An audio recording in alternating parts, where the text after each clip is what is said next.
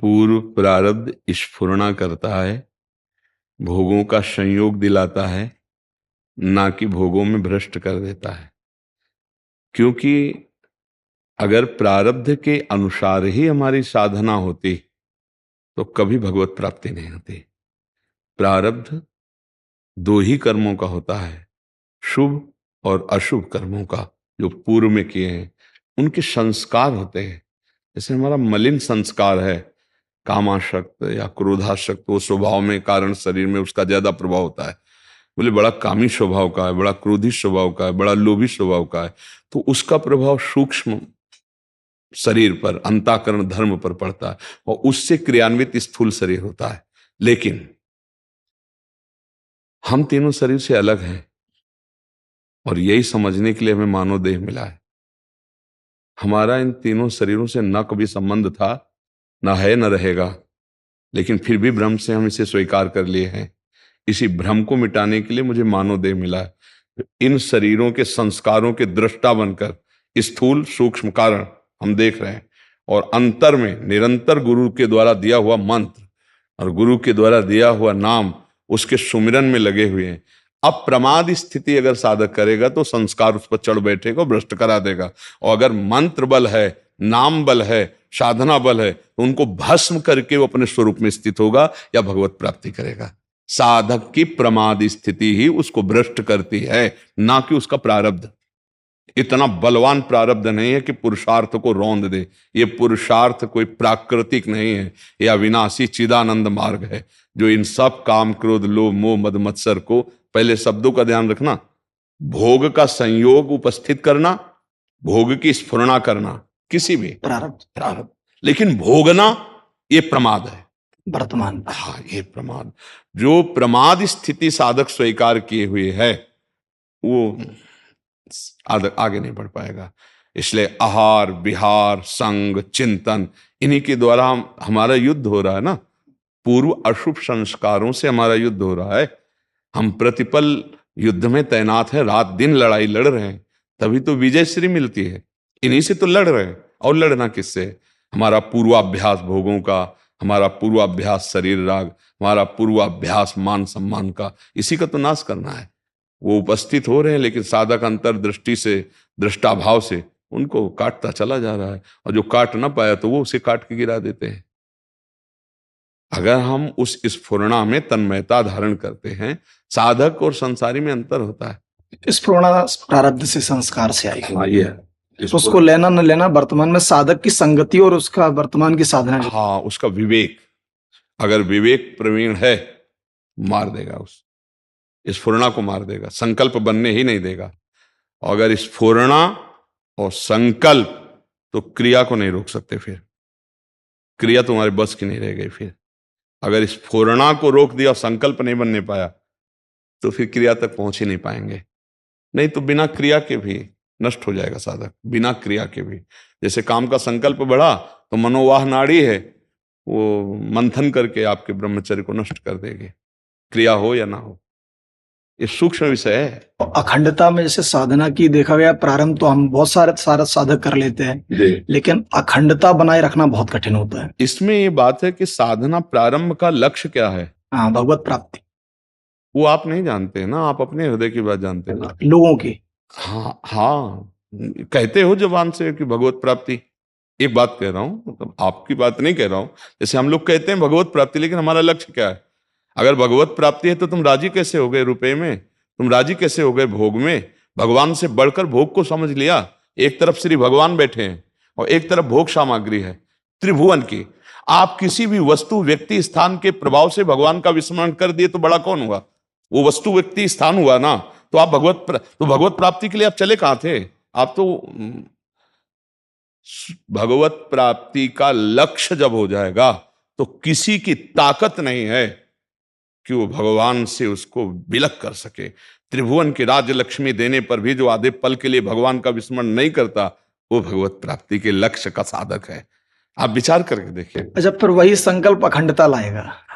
देखो महाराज जी, इसमें सबसे बड़ी बात होती है आग क्या है आपके अंदर, लगन क्या है। हाँ, वो फिर बर्दाश्त नहीं होता। जैसे हृदय में सारी स्फुरणाएं होती है, ऐसा नहीं होता। कि काम स्फुरना नहीं, क्रोध स्फुरना सब होती है। रोना पड़ता है जब साधक विवश होता है, तो रोता है गुरुजनों के चरणों में कि अब बस नहीं रह गए, बहुत जला रहा है मन, कहते सह जाओ। यम ही न विथ्यन्त्येते पुरुषम पुरुषर्षभ सम दुखा सुखाधीनम सोमृतत्वाय कल्पते। वो अमृत पद का अधिकारी हो गया जो आई हुई व्यथाओं को। स्फुरना कोई साधारण थोड़ी होती है। जब काम की स्फुरना, क्रोध की, ये जो वेग आते हैं, इनको तो कोई महात्मा ही सह सकता है, नहीं तो एक मिनट के अंदर तन्मयता प्रदान करते हैं। जो तन्मय नहीं हो पाया स्फुरना में, वो संकल्प नहीं बनने पाएगा। ध्यान रखना, जहां अपनी मांग मान ली, जैसे मन कह रहा है, वो नेत्रेंद्री के साथ हुआ तो वो रूप देखना चाहता है। अब उस समय आप विवेकवान हैं, आप समझ रहे हैं कि मन नेत्रेंद्री के साथ होकर रूप देखना चाहता है, मेरा विषय नहीं है, तो आप लड़ सकते हैं, आप उसे अनुमति नहीं देंगे। और जब ये हुआ कि मैं रूप देखना चाहता हूं, मन खत्म, तन्मय कर लिया, अब आप फंस गए। मैं किसी भी इंद्री के साथ जुड़ा अंतःकरण धर्म का, वो आपको मारेगा। मैं भोगना चाहता हूं, मैं चखना चाहता हूं, मैं सूंघना चाहता हूं, शब्द स्पर्श रूप रसगंध, 5 मना कष्टान इंद्रियाणि प्रकृति स्थानी कर सती। लेकिन आप सच्चिदानंद वपु भगवान के अंश हैं। भक्ति ज्ञान, आप आत्मस्वरूप हैं। दो में एक स्वीकार कर लो। आप इनके दृष्टा हैं, साक्षी हैं, भोक्ता नहीं हैं। भोक्ता वो हैं, आप भोक्ता नहीं। कर्ता वो हैं, आप कर्ता नहीं। कर्ता और भोक्ता भाव जब तक रहता है तो विमूढ़ता बनी रहती है, मूढ़ता छाई रहती है। अहंकार विमूढ़ आत्मा कर्ता हमिति मन्यते। आज मेरा मन कह रहा है ये खाऊंगा, रसेंद्री और मन मिल गया, तो आप कैसे मिल गए? मैं खाऊंगा, कितनी बड़ी भूल हो गई। रसेंद्री मांग रही, अब उचित है तो दीजिए, अनुचित है तो मना कर दीजिए। लेकिन जब मैं खाऊंगा तो उचित अनुचित का विचार ही खत्म हो गया। हर विषय से मैं भोगूंगा। तो जनेन्द्री और मन मिल गया, जनेन्द्री मन मिल गया, त्वगेंद्री स्पर्श सुख की आकांक्षा कर रही। क्या मैं स्पर्श सुख का भोगता हूं? नहीं। अब बचा जा सकता, पर ये ज्ञान बघारना सरल है, समझ। उस समय ज्ञान उस समय स्थिति रहला, यही गुरु कृपा, यही भगवत कृपा, यही अभ्यास। ऐसा नहीं कि अभ्यास में अभ्यास योग युक्तेन चेतसा नान्यगामिना, श्री भगवान कह रहे ऐसा अभ्यास किया जाए, वो अभ्यास से अपर लक्ष्य दृढ़ हो जाए, हमारा लक्ष्य हो जाए भगवत प्राप्ति।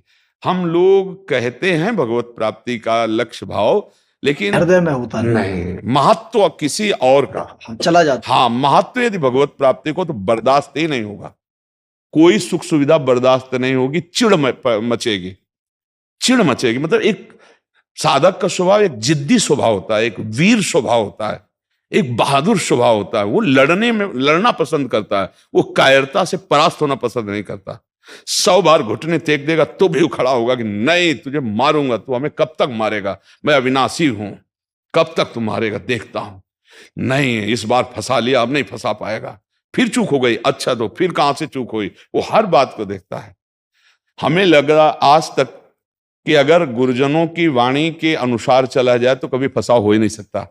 शास्त्र सम्मत वर्ताव हो तो कभी फंसा हो ही नहीं सकता।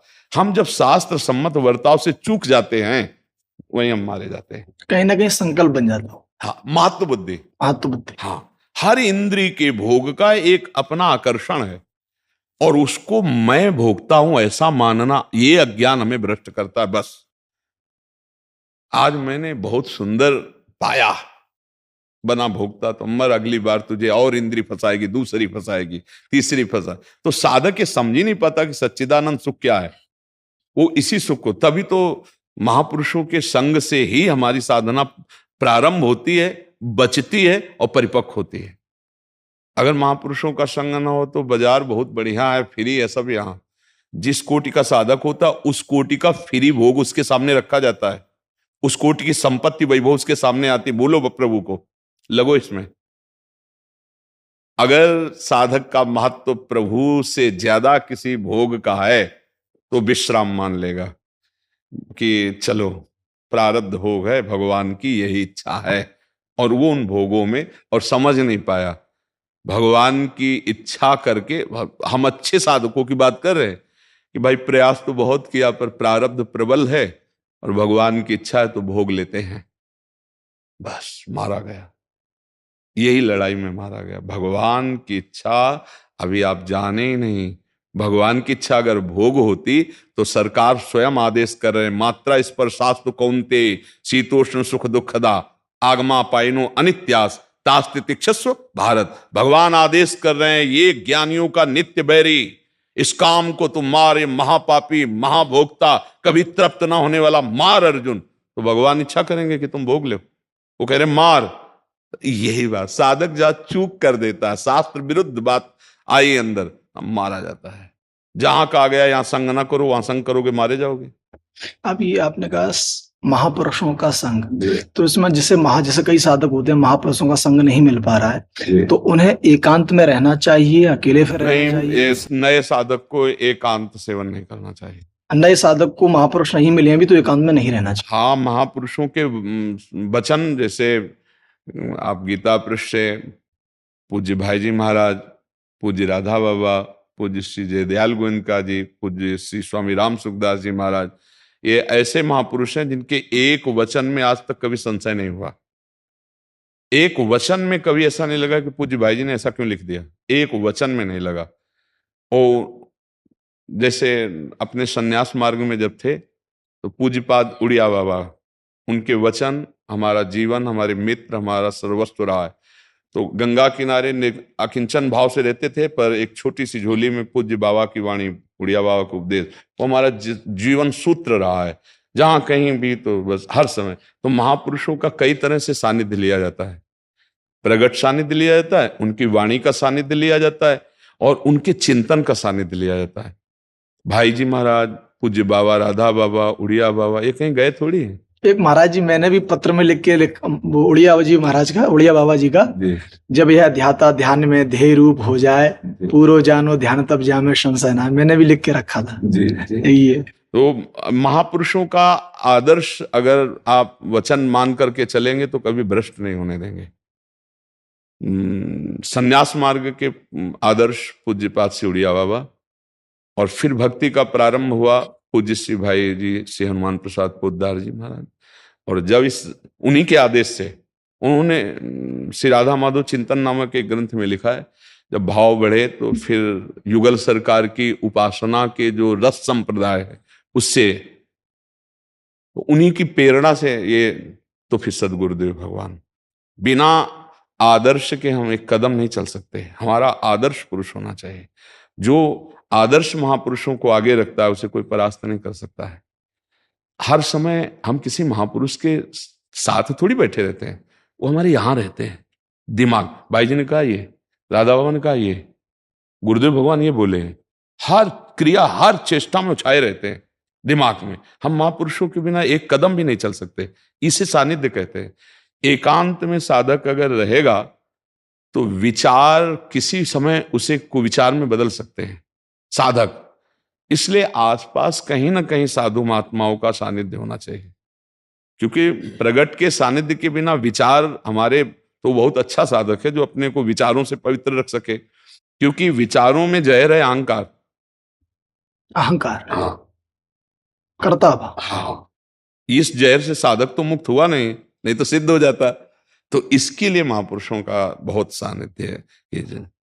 उनके सामने आधा करता भाव तो ऐसी दबा रहेगा। हाँ, तो इसलिए, हाँ इसीलिए। और नहीं, उसमें एक और भय रहता है ना, कि जैसे सिटी स्कैन होना है तो पता चल जाएगा ना कि तुम्हारा कहाँ तो अब उनकी दृष्टि के सामने गए, मानो सिटी स्कैन हो रहा है, तो डर लगता है कि अगर कोई गलती चूक भी हुई तो उनकी दृष्टि में जाने पर ही, मतलब, तो हमको हर समय सावधान रहना कि कोई चूक ना हो। और जब हम उनके पास पहुंचते हैं प्रगट में, धूल धूसरित हो जाता है सारा साधन का बल। क्या इनकी साधना के आगे हमारी क्या है, तो प्रेरणा भी मिलती है बहुत। हाँ, तो वहां जाते तिनकी संगति रहत जाति कुल मद सब नंसई। उनकी संगति मात्र से सारे अहंकार की धज्जियां उड़ जाती हैं। उनका प्रभाव ऐसा होता है। तो जो हम विचारों से बचना चाहते हैं, अपने पक्ष को बचा सकते हैं, उसी में जहर भरा हुआ है। विचारों में अहंकार जहर है। जैसे परिवार में ममता जहर है, भोगों में आसक्ति जहर है, ऐसे विचारों में अहंकार जहर है। अगर ये जहर हट जाए तो विचार हमें बचा सकता है। लेकिन अहंकार है, कर्तृत्व अभिमान है, मैं ऐसा साधक, मैं ऐसा, बहुत बुरी तरह गिरता है साधक, बहुत बुरी तरह गिरता है। क्यों? क्योंकि वो अपने में गुण का आरोप करके दूसरों में दोष देखने लगता है। ये साधक, ये तो ऐसे बहुत बुरी तरह गिरता है। भगवान बचाए पर दोष दर्शन से। पर दोष दर्शन और कथन चौपट कर देता साधना को।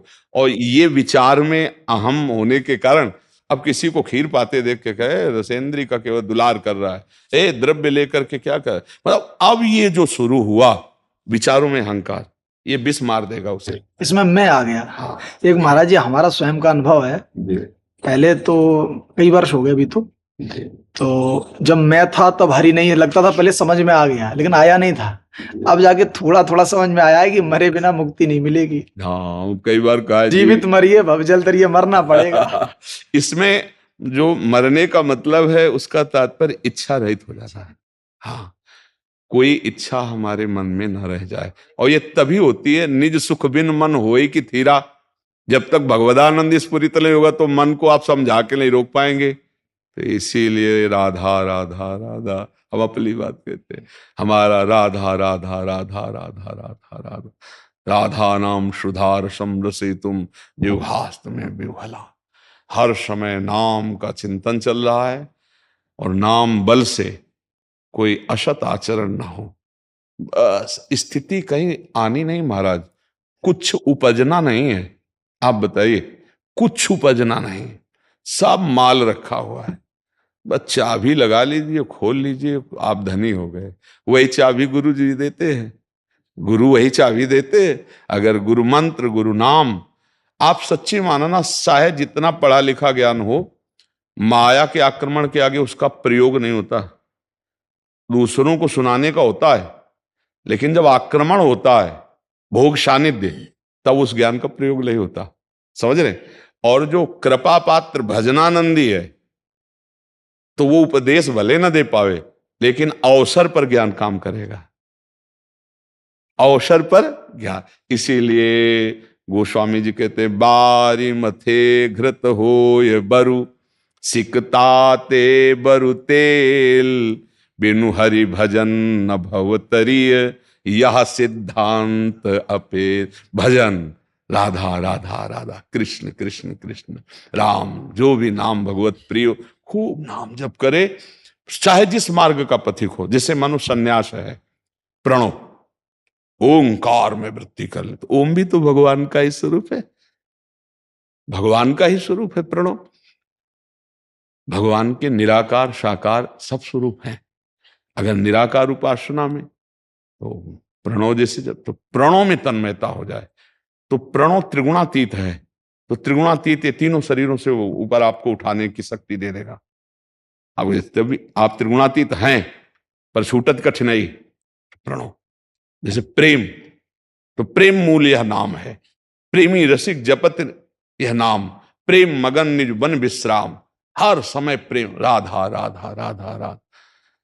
अब जैसे प्रणव है, जपो तो निर्विकारता और कठोरता हृदय में आएगी, और राधा राधा राधा तो निर्विकारता और सरसता हृदय में आएगी। अंतर होता है, हर नाम का अपना प्रभाव होता है। रोना आएगा, प्रणव में कभी रोना नहीं आ सकता, क्योंकि रहे प्रणव में रोना नहीं, किसी भी परिस्थिति में नहीं। दैन्य तो छू नहीं जाता, विनय तो है ही नहीं, करुणा तो स्पर्श ही नहीं करते, क्योंकि उसी से आए मार्ग में। हमें किसी के बनारस में प्रणव चलता था। वो तो फासला ही थी ला, भगवा वस्त्र में थे, नैष्ठिक ब्रह्मचर्य के बाद महावाक्य के बाद सन्यास, तो कहीं सवाल ही नहीं था। हमारे जीवन का परिवर्तन काशी से रास से हुआ है। रास, पूज्य भाई जी से हनुमान प्रसाद पोद्दार जी का उत्सव था, तो वहाँ अंध विश्वविद्यालय है काशी में, वाराणसी में, तो वहाँ 1 महीने श्री राम शर्मा जी ने चैतन्य लीला और रास लीला की थी। पधार गए श्री राम शर्मा, तो उस समय तुलसी घाट में बैठे हुए थे, पद्मासन लगाए हुए। तो एक संत भगवान आए, बोले चलो रास हो रही है। तो उनका हमारी रुचि नहीं। बोले कभी देखा? हमका कभी नहीं देखा। बोले चलिए, हमका हमारी रुचि नहीं है, आप क्यों हमें परेशान करते हैं? तो एक बार देख लीजिए। तो हमें लगा जैसे गांव में रामलीला होती है, ऐसे रासलीला कोई होती होगी, हमें मतलब परिचय नहीं था। तो उन्होंने कहा कि एक बार चलिए। हमें लगा कि यही तो पास की बात है, चलते हैं, भागवती की तो होगा, संत कह रहे हैं, महादेव जी की प्रेरणा। गए, बैठे, वो मतलब फंसाना था ना उनको। जो देखा चैतन्य लीला, दिन में रात में रास लीला। अब तो नशा चढ़ गया, रोज पहले जाके बैठ जाते थे। 1 महीना जब हुई ना, भाई जी के पद पहले होते थे और फिर होती थी लीला। अब 1 महीने में जब